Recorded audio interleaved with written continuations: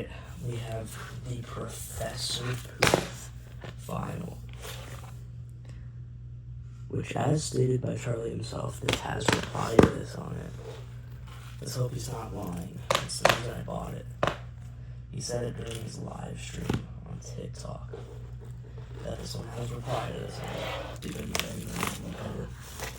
But yeah, because I think it blends in well with the Charlie album cover. Kind of similar vibe. Wow, that's cool. I've never seen that photo before. Oh, yo, that is so cool.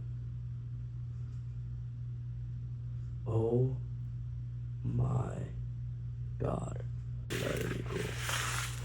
Because it's not signed. I love how there's so many different versions of these vinyls. Worth the money, in my opinion. I don't know for other people, but this is so cool. And then we obviously have the track list, which we have the vinyl. Oh my god, that's so cool. Why couldn't it have been signed though, Charles, please? Oh wow, that's sick. Just a white vinyl, but you can't complain about that. I'll take the white vinyl.